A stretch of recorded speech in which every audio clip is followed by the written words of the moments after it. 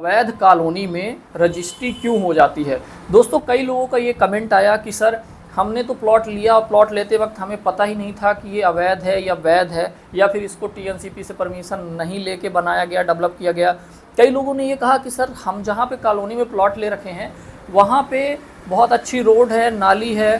Park है, मंदिर है, सारी सुविधाएं हैं, ओवरहेड वाटर टैंक है, सब कुछ है सर, फिर भी हमारी कॉलोनी हमें पता चला अवैध है। और कई लोगों का ये था कि ये सारे प्लॉट जो हम लोग ले रहे हैं तो इनका पहले ही क्यों रजिस्ट्री करते समय ही इसको क्यों नहीं देखते हैं कि इसमें परमिशन है या नहीं है। यदि परमिशन नहीं है, टीएनसीपी नहीं है, तो रजिस्ट्री ही ना हो, जिससे हर व्यक्ति सही तरीके से काम करेगा, परमिशन लेके अपनी ज़मीन को बेचेगा। तो दोस्तों देखो, क्या है कि ये बिल्कुल सही बात है और ये फैक्ट है। सही मायने में तो ऐसा होना चाहिए कि अवैध जो भी यदि कोई प्लॉटिंग हो रही है उसमें रजिस्ट्रियाँ अभी हो जाती हैं बिना किसी एनओसी के, बिना किसी परमिशन के। बाद में पता चलता है कि वो अवैध तरीके से डेवलप की गई हैं, वहाँ परमिशन नहीं हो रही, नगर निगम ने उसको अवैध कर रखा है। तो सही मायने में तो ऐसा होना चाहिए कि कोई भी डेवलपमेंट आप कर रहे हो, कहीं पे भी आप प्लॉटिंग कर रहे हो, प्लॉट सेल कर रहे हो, या कोई भी लैंड सेल कर रहे हो, देखो कोई बड़ी लैंड एक साथ कोई सेल कर रहा है, उसमें बाद में डेवलप कर रहा है तो चलो ठीक है, क्योंकि बड़ी पार्टियां लेने वाली हैं, उसमें भी एक एनओसी और लेटर लगा के देना चाहिए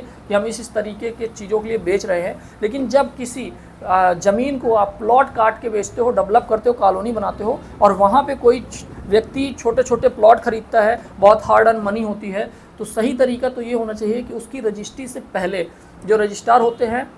उनको एक एनओसी मांगनी चाहिए, जो भी प्रॉपर्टी सेलर हैं, कि भाई आप इसकी जो प्लॉटिंग कर रखे हो तो इसमें प्लॉट सेल करने से पहले हमें इसका टीएनसीपी का परमिशन की जो कॉपी होती है वो दिखा दो, या फिर हमें विकास प्राधिकरण की एक एनओसी दिखा दो कि आपका इस परमिशन से रिलेटेड प्रोसेस चल रहा है, इस कॉलोनी को आप कुछ इस तरह से डेवलप करने वाले हो, उसका एक लेआउट दिखा दो, या फिर नगर निगम या टीएनसीपी के एनओसी का ऐसा लेटर दिखा दो जिसमें ये हो कि आप अभी इस प्रॉपर्टी को सेल कर रहे हो ड्यू टू फाइनेंशियल स्टेटस, जिससे आपको कुछ अर्निंग हो सके और आप डेवलपमेंट को आगे बढ़ा सकें और बाकी की परमिशन ले सकें। लेकिन उससे रिलेटेड आप क्या काम पहले कर रहे हो, उसके पास आपका लेआउट क्या है, उसमें आपने सर्वे किस तरीके से कराया है और किस तरीके से आप बना के देने वाले हो, ताकि जो बायर हैं, जो प्लॉट खरीदने वाले हैं, वो श्योर हो सके और बाद में उनको कहीं पे ये दिक्कत ना जाए कि हमारी जो प्लॉटिंग है वो अवैध है, हमारा प्लॉट अवैध कॉलोनी में, वहाँ हमें परमिशन नहीं मिलेगी। लोग बहुत परेशान होते हैं, हार्ड अर्न मनी से प्लॉट खरीदते हैं, बाद में पता चलता है कि परमिशन नहीं होगी, यहाँ पे लोन नहीं होगा हमें,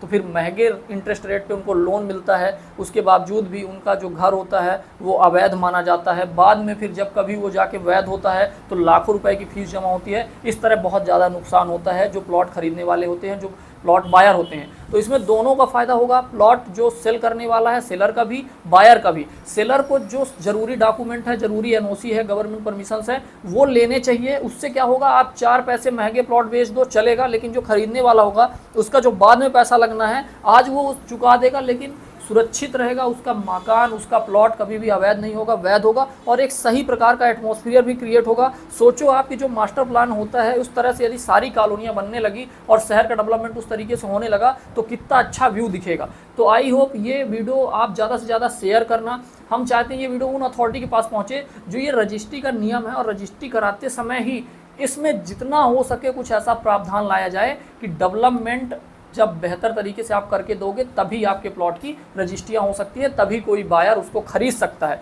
तो बायर और सेलर दोनों का फ़ायदा होने वाला है, ओवरऑल शहर, सिटी और इन्वायरमेंट का भी फ़ायदा होने वाला है। आप यदि इस वीडियो पे एग्री करते हैं तो आप कमेंट में यस लिखें और अपनी राय हमें साझा करें। साथ में इस वीडियो को ज़्यादा से ज़्यादा शेयर करें, खासकर उनके साथ जो इस तरह की अथॉरिटी हैं। Thank you so much. Channel पहली बार आए तो चैनल को सब्सक्राइब कीजिए। आपका स्वागत है।